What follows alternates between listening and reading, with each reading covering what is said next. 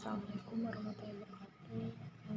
Di sini saya akan melakukan presentasi jurnal yang berjudul The Effect of Potassium on Arterial Oxygen Saturation in Cardiac and Respiration dari pasien. Di sini saya mewakili kelompok dari gawat darurat rumah sakit terjadi kita.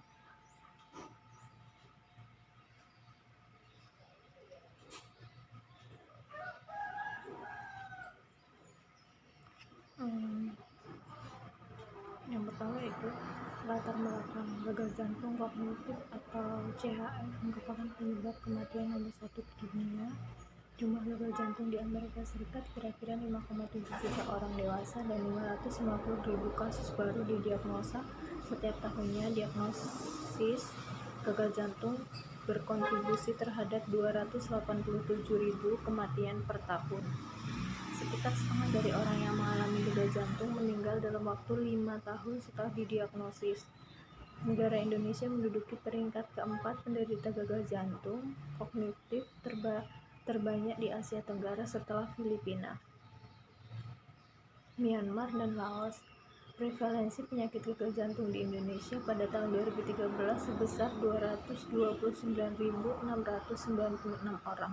Sedangkan berdasarkan gejala yang didiagnosis oleh dokter yaitu sebesar 530.068 orang. Provinsi Jawa Tengah merupakan provinsi dengan jumlah terbanyak nomor 3 sebanyak 43.361 orang. Setelah Jawa Timur dengan jumlah 54.826 orang dan Jawa Barat dengan jumlah 45.027 orang dari 33 provinsi yang ada di Indonesia. CHF adalah suatu kondisi di mana jantung mengalami kegagalan dalam memompa darah guna mencukupi kebutuhan sel-sel tubuh akan nutrisi dan oksigen secara adekuat.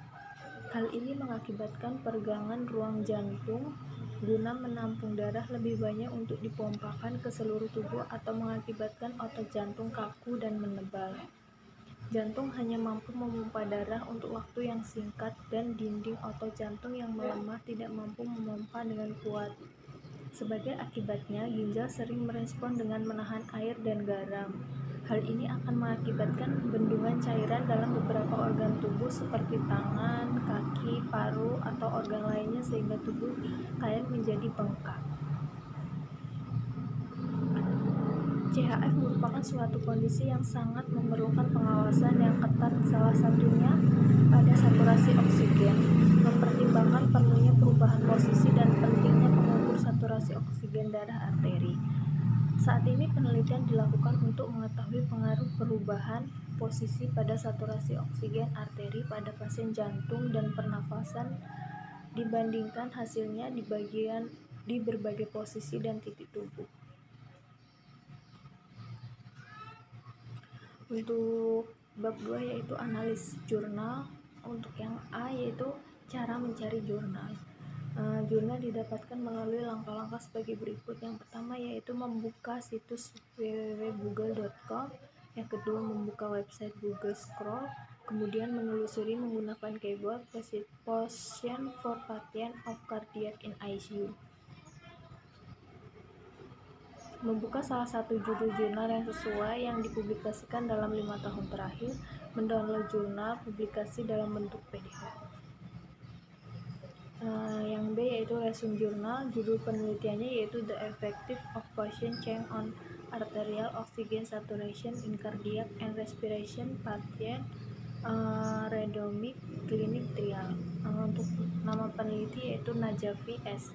Untuk tempat dan waktu penelitian yaitu penelitian ini dilakukan di 22 rumah sakit Bahman di Gonabad, Iran pada bangsa penyakit dalam selama Mei 2016 hingga Juli 2016. Untuk tujuan penelitiannya yaitu untuk mengetahui perubahan posisi yang tepat untuk meningkatkan saturasi oksigen arteri pada pasien jantung dan pasien pernafasan, untuk mengetahui titik tubuh tepat untuk melakukan pengukuran gas darah, Untuk metodenya yaitu sampel dipilih melalui metode kenyamanan, lalu mereka dialokasikan secara acak dalam 3 kelompok, yaitu 55 pasien jantung, 59 pasien pernafasan, dan 55 pasien kontrol tidak memiliki permasalahan masalah pada jantung dan atau pernafasan. Untuk kriteria inklusinya yaitu dari penelitian ini adalah pasien dalam keadaan sadar, tidak ada cat di kuku, dan mampu berubah posisi. Data yang terkumpul dianalisis menggunakan SPSS versi 20,0, menganalisa data, statistik deskriptif, dan statistik analitik. Digunakan p-value kurang dari 0,05 dianggap signifikan. Untuk hasil penelitiannya yaitu nilai tertinggi saturasi oksigen pada arteri berada pada posisi semi-flower, kemudian posisi supinasi, dan terendah yaitu pronasi. Sedangkan untuk titik tubuh pengukuran nilai saturasi oksigen tertinggi yaitu pada daun telinga. Untuk ringkasan isi jurnal yaitu salah satu standar dalam perawatan pasien adalah pengukuran gas darah menggunakan pulsa jari oximeter. Beberapa lokasi yang digunakan mengukur gas darah yaitu jari kaki, dan daun telinga. Tindakan keperawatan selain pengukuran gas darah adalah pemberian posisi seperti terlentang, rentang, semi-prone, lateral, flower, semi-flower, high flower, dan lain-lain.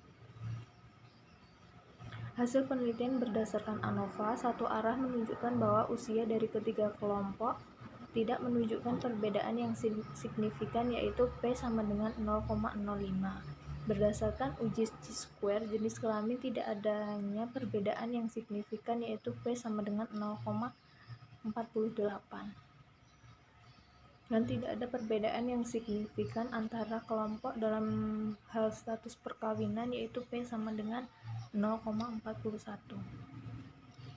Berdasarkan hasil tes post hoc, less significant difference atau LSD menunjukkan adanya perbedaan pada posisi tengkurap dibandingkan dengan dua posisi lainnya.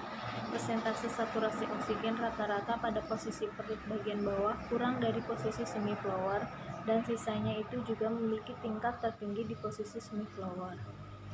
Ada perbedaan yang signifikan secara statistik dalam persentase rata-rata saturasi oksigen dari ujung ibu jari, ujung kaki, dan daun telinga dalam posisi semi-flower, terlentang, dan tengkurap, yaitu P kurang dari 0,05. Selanjutnya yaitu persentase saturasi oksigen rata-rata secara statistik perbedaan signifikan pada posisi yang berbeda, yaitu P sama dengan 0,016. Itu juga menemukan bahwa ada perbedaan yang signifikan antara rata-rata saturasi oksigen pada 3 titik berbeda, yaitu ujung jari, daun telinga, dan ujung jari kaki yang lebih besar, yaitu P kurang dari 0,001.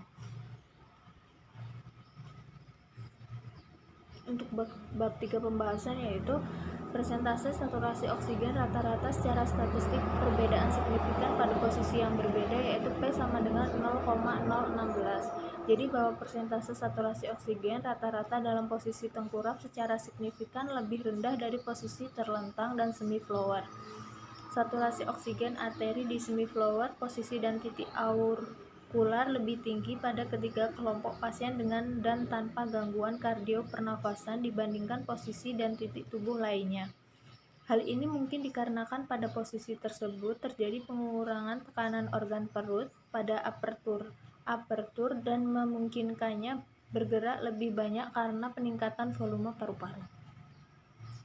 Dalam penelitian ini, persentase rata-rata saturasi oksigen sebesar ibu jari kaki, dan daun telinga berbeda secara signifikan pada jantung, kelompok pernafasan, dan kontrol, yaitu P lebih besar dari 0,05.